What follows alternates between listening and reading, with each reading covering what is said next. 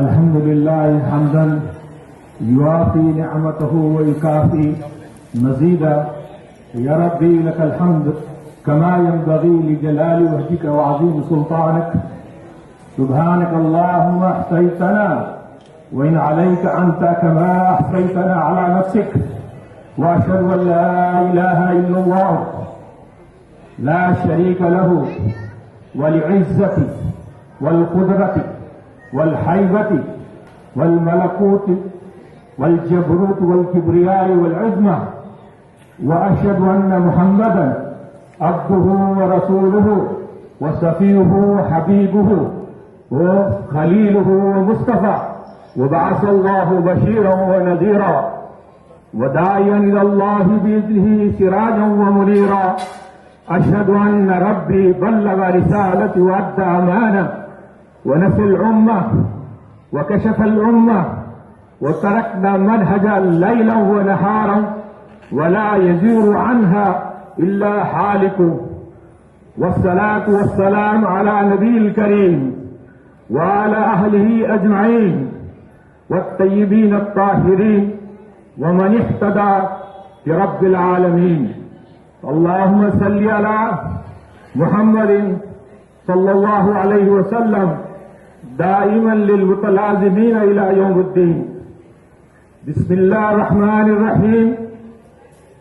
قال الله تعالى في سورة النساء: يا أيها الناس اتقوا ربكم الذي خلقكم من نفس واحدة وخلق منها زوجها وبث منهما رجالا كثيرا ونساء واتقوا الله الذي تسألون به والأرحام إن الله كان عليما عليكم رقيبا. قال الله تعالى في القرآن الكريم في سورة آل عمران: يا أيها الذين آمنوا اتقوا الله حق تقاته ولا تموتن إلا وأنتم مسلمون. وقال الله تعالى في القرآن الكريم في سورة الأحزاب: يا أيها الذين آمنوا اتقوا الله وقولوا قولا سديدا يصلح لكم أعمالكم ويغفر لكم ذنوبكم ومن يطع الله ورسوله فقد فاز فوزا عظيما. أما بعد، وقال النبي صلى الله عليه وسلم: النكاح من سنتي. وقال عليه السلام: التزوج النساء فمن رغب عن سنتي فليس مني. وقال عليه الصلاة والسلام: تزوجوا الودود الولود فإني مكاثر الأمم. رواها أبو داود والنسائی. صدق اللہ العظیم. محترم جناب والد بزرگوار نوشا سات تحسین اور تمام خاندان اور دونوں طرف کے دونوں خاندانوں کو میری جانب سے دلی مبارکباد ہے. اللہ تعالیٰ اس آج کے نکاح کو مبارک بنائے، بسعادت بنائے، بابرکت بنائے. اور حقیقت میں یہ بابرکت اس لیے ہے کہ الحمدللہ آج کے اس نکاح کی تقریب میں یہاں تک پہنچنے کے لیے الحمدللہ دونوں جانب سے نہ مطالبہ ہوا نہ لین دین ہوا اور دونوں نے بڑے اعتماد کے ساتھ اس رشتے کو الحمدللہ نکاح تک پہنچایا. عزیزان گرامی، میں ایک زیادہ وقت نہیں لوں گا، 10 منٹ میں اپنی بات ختم کر دوں گا. کو اس سے واقفیت نہیں ہوتی ہے اور ایک روایتی انداز میں خطبہ نکاح پڑھ دیا جاتا ہے. آپ کسی سے پوچھیے، اصل میں نکاح کے اندر 6 شرطیں ہیں جس میں سے 5 لازمی ہیں اور 2 اختیاری ہیں. ہونے والے میاں بیوی کے درمیان، عریس و عروسہ کے درمیان ایجاد و قبول ہونا اور دونوں اس بات کو تسلیم کرنا کہ میں نوشا کو اپنا شوہر مانتی ہوں اور نوشا یہ تسلیم کرنا کہ میں بحیثیت اپنی اہلیہ کے جو ہے اپنی زندگی کا شریک بناتا ہوں. تیسرا جو اہم شرط ہے اسلامی نکاح میں وہ مہر ہے. اب مہر تو آپ سنتے ہی ہیں، مہر معجل یا مہر معجل، یعنی جو بروقت مہر ادا کر دیا جائے یا ایسا مہر جو بعد میں ادا کیا جائے، تو اس میں بھی یہ ہے کہ مہر مثل لی جاتی ہے کہ بھئی آپ کے خاندان میں یا لڑکی کے خاندان میں پہلے کیا مہر باندھا گیا تھا، اس کا بھی لحاظ رکھا جاتا ہے۔ مقدار مہر کتنی ہو تو قرآن و حدیث کی تعلیمات کے اندر یہ بات بالکل واضح ہے، خشر الی القنطار، مطلب یہ ہوا کہ چھلکے اور گٹلی سے لے کر ایک ڈھیر برابر سونے تک بھی آپ مہر باندھ سکتے ہیں۔ مہر کے اندر کوئی قید نہیں ہے، لیکن کفوں کا لحاظ رکھا جائے کہ دونوں کا جو سوشل اسٹیٹس ہے وہ اعتبار کو مزید رکھتے ہوئے مہر باندھا جائے تو وہ مہر افضل ہے اور احسن ہے۔ چوتھی جو شرط ہے اسلامی نکاح میں، وہ لازمی طور پر دو گواہوں کی موجودگی میں نکاح توثیق ہے۔ اب پانچویں جو شرط ہے ولی کی موجودگی، ولی یا سرپرست یا والدین جب تک اس نکاح کے اندر اپنی رضامندی نہیں دیتے تو تین مسلکوں کے اندر، یعنی حنبلی، مالکی اور شافعی، تینوں میں بھی یہ نکاح جو ہے ناقص کہلائے گا۔ صرف امام ابو حنیفہ کے پاس لڑکی کو یہ پورا اختیار ہے کہ وہ اپنا نکاح کے سلسلے میں خود ڈسیشن لے، اور اس کا ولی اور سرپرست بھی اگر اس کی تائید نہیں کرتا ہے تو تب بھی وہ مختار کل ہے۔ یہ تمام احناف کے پاس یہ مسئلہ جو ہے بالکل یعنی فائنل ہے۔ چھٹا جو مسئلہ ہے وہ اعلان کا ہے۔ اعلان لازمی ہے، یہ اختیاری ہے۔ اگر کسی نکاح میں اعلان نہیں ہوا تو نکاح اسلامی اعتبار سے ناقص نہیں ہوتا۔ ساتواں جو اصل مسئلہ ہے کہ وہ خطبہ نکاح اگر نہ پڑھا جائے تو پھر وہ نکاح کی کیا حیثیت رہے گی۔ خطبہ نکاح، خطبہ جمعہ، خطبہ عیدین اور خطبہ حج کی طرح نہیں ہے۔ بغیر خطبہ نکاح کے بھی اوپر کے جو چار شرائط ہم نے بتائے ہیں ان شرائط کے مطابق مکمل طور پر اسلامی نکاح تفصیل پاتا ہے۔ عزیزان گرامی، بہت سارے ہمارے حضرات کو یہ بھی پتا نہیں ہے کہ اسلام میں کتنے قسم کے نکاح ہیں۔ اسلام میں 6 قسم کے نکاح ہیں۔ پہلا تو نکاح جو عام طور پر مسنون نکاح لکھتے ہیں، دوسرا نکاح مدنی ہے۔ آپ بولیں گے نکاح مدنی یہ کیا ہے قاضی صاحب؟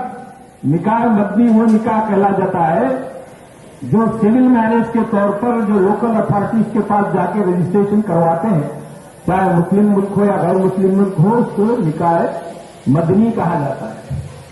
ایک نکاح عرفی ہوتا ہے۔ نکاح عرفی کے اندر کوئی لکھائی پڑھائی نہیں ہوتی، کوئی ڈاکومنٹیشن نہیں ہوتا، بلکہ گواہان کی موجودگی میں اور شروط نکاح کی پورے تکمیل کرنے کے بعد نکاح مکمل ہو جاتا ہے۔ تو بغیر ڈاکومنٹیشن کے جو نکاح ہوتا ہے اسے نکاح عرفی کہتے ہیں۔ چوتھی ایک قسم ہے جو عام طور پر مسلم ممالک میں بیچ میں یہ بہت بڑے پیمانے پر ہو رہی تھی، وہ نکاح سری تھا، یعنی ماں باپ سے چھپا کر، سوسائٹی اور سماج سے چھپا کر نکاح کیا جاتا تھا۔ تو سارے علماء عالم اسلامی نے اس نکاح کو رد کر دیا اور یہ نکاح کو حرام قرار دے دیا۔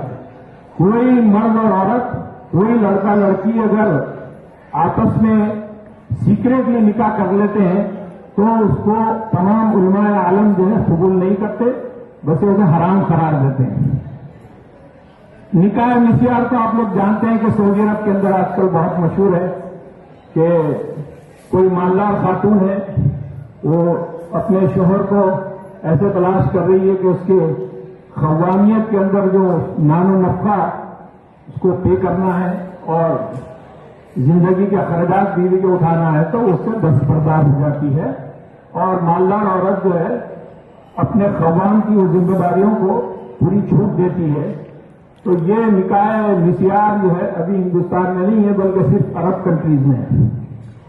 چھٹا نکاح متاع ہے. نکاح متاع کے سلسلے کے اندر تمام پوری دنیا کے جو مسلمان ہیں سوائے شیعہ حضرات کو چھوڑ کر اسے ناجائز قرار دیتے ہیں کیونکہ کانٹریکٹ میرج اسلام کے اندر نہیں ہے. اہل سنت کے پاس متاع حرام ہے.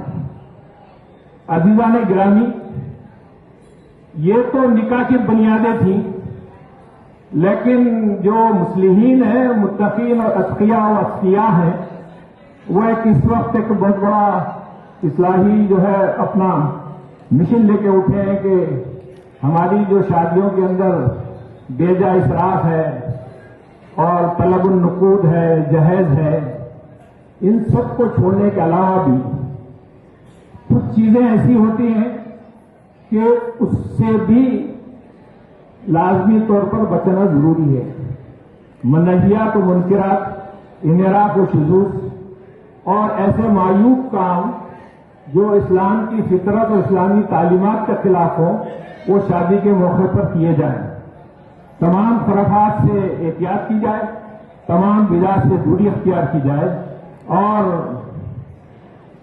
جو اسلامی معاشرہ ترتیب پاتا ہے اس کا سب سے بنیادی جو پہلا یونٹ ہے وہ ابھی جو نیا خاندان وجود میں آیا اور آنے والا ہوتا ہے وہی اس کی بنیاد ہوتی ہے، اس کی بیسس ہوتی ہے. اب اس کے جو اسلامک سوشل امپیکٹس ہیں اور نکاح کے فوری بعد سے کن باتوں کا زوجین کو یعنی خیال رکھنا ہے، وہ بھی کچھ نکات ہیں جو ذہن نشین کرنا ضروری ہے کیونکہ خاندان کی جو بنیاد ہے ایک اصول پہ ہونی چاہیے. ہر خاندان کا ایک اصول ہونا چاہیے، اس کا ایک دستور ہونا چاہیے اور وہ دستور اور اصول کیا ہے؟ وہ قرآن و حدیث ہے. جب تک کہ آپ بنیادی طور پر نئے دلہا دلہن ہو یا ابھی صاحب اولاد بھی نہ بنے ہوں لیکن دونوں یہ ڈیسائیڈ کر لیں کہ ہماری زندگی صرف اور صرف قرآنی تعلیمات اور سیرت کے مطابق چلے گی اور وہی ہمارے لیے میثاق ہوگا. عدل کا پیمانہ صرف شریعت ہوگی، اس کے علاوہ کوئی چیز نہیں ہوگی. تو یہ ضروری ہے. ہمارے پاس اصل میں نوجوان جتنے جوڑے ہیں یا جو لوگ ہیں وہ بنیادی طور پر یہ جانتے ہی نہیں ہے کہ نکاح کے بعد ایک دوسرے پہ کیا فرائض آتے ہیں. نمبر 2 جو اہم چیز ہے زوجین کے لیے، چاہے وہ شوہر ہو چاہے بیوی ہو، وہ ڈیوٹیز اور ریسپانسبلٹیز ہے. اللہ تعالیٰ نے شوہر کے ڈیوٹیز اور زوجہ کے ڈیوٹیز دونوں الگ الگ یعنی قرار دی ہیں. پھر ریسپانسبلٹیز بھی اس طرح سے میاں اور بیوی کے درمیان بالکل مختلف ہیں اور الگ الگ ذمہ داری ہے. حقوق کے درمیان توازن ہونا چاہیے. توازن جب تک نہیں رہے گا، شوہر کی آمدنی ماہانہ 1 لاکھ ہے تو بیوی مطالبہ کرتی ہے 2 لاکھ کے خرچے کا، تو یہ کوئی حق مانگنا نہیں ہے بلکہ جو ہے غیر ضروری اپنے شوہر کو مشتعل کرنا اور اختلافات کو بڑھانا ہوتا ہے. تو ضرورت اس بات کی ہوتی ہے کہ جبر سے احتیاط کریں، ظلم سے احتیاط کریں اور گھر میں تفرقہ اس وقت آتا ہے جب آپ اپنے طور پہ غیر اصولی اور غیر مبادی فیصلے کرتے ہیں، اس سے مسائل پیدا ہوتے ہیں. اس کے بعد کا ایک اہم مسئلہ جو ہر نئی دلہن یا دلہے کو آتا ہے وہ یہ ہے کہ والدین کی خدمت. پوری شریعت اسلامی کے اندر، قرآن کے اندر والدین کی اپنی اہمیت ہے. شریعت نے اگر آنے والی اہلیہ کو یہ چھٹی دی ہے کہ آپ کو ضروری نہیں ہے کہ اپنے صاف ستھرے کی خدمت کریں، لیکن یہ بات یاد رکھیے کہ والدین کا درجہ اپنے والدین کی طرح ہے اور دونوں کے والدین کا جو ہے ایکول اسٹیٹس ہے. جب شوہر کے والدین ہیں تو دینی ذمہ داری ہے اور اہلیہ کے بھی والدین ہیں تو آپ کو اخلاقی طور پر آپ پابند ہے. فقیہ کے پاس جا کے فتویٰ لے لیں گے، فتویٰ مل جائے گا، لیکن اس سے کوئی مناسب ٹھوس مضبوط اسلامی خاندان کی تشکیل نہیں پائے گی. चौथा जो अहम पॉइंट है वो सोशियोलॉजी से ताल्लुक रखता है और एक इस्लामी समाज और इस्लामी माशरे से ताल्लुक रखता है। रिश्तेदारों और अकारिब से ताल्लुकात और सलूक ये बहुत जरूरी है। दोनों को मालूम होना चाहिए कि जो खूनी रिश्ते हैं, अकरबा हैं, करीबी लोग हैं, उनके साथ किस तरह से इकराम का, अखलाक का और हक यानी अखलाक हुस्ना का जो मामला किया जाए, ये बहुत वाज़ेह होना जरूरी है। किसी तौर पर भी किसी किस्म की किसी रिश्तेदार से, किसी बच्चे से, किसी बड़े से इस्लाम से बदअखलाकी बर्दाश्त नहीं करता। ये समझ जाएं कि हम अपने घर की तामीर हम खुद कर रहे हैं, हम खुद मुख्तार हैं, लेकिन सलूक के मामले में, ताल्लुकात के मामले के अंदर इस्लाम ने पाबंद किया है कि आप जो अखलाक हुस्ना का मुजाहरा करें। इसके बाद जो सबसे अहम मैटर है वो फाइनेंशियल सिस्टम का। हर घर का एक फाइनेंशियल सिस्टम होता है। भाई इतनी आमदनी है, बिजनेस से हो या जॉब से हो, आमदनी किसकी है, शौहर की आमदनी में बीवी कितनी मुख्तार है, क्या बीवी को इख्तियार है कि शौहर की पूरी आमदनी आने से पहले ही पूरा के पूरा अपने तौर पर खर्च कर दे। तो ये हरगिज़ तौर पर जायज नहीं है कि शौहर की आमदनी को बगैर शौहर की इजाजत के बेजा सर्फ करें और खर्च करें। फिर दूसरी जानिब इस्लाम ये कहता है कि अहलिया की जो आमदनी है उसमें भी शौहर बेदये और बगैर इजाजत के उसे इस्तेमाल नहीं कर सकता। और रिजाल क़व्वामून अला निसा वो इसलिए कहा गया है कि शौहर की जिम्मेदारी है कि घर के पूरे अखराजात उठाए। किसी भी सूरत में अगर बीवी माली तौर पर ज्यादा मजबूत भी है तो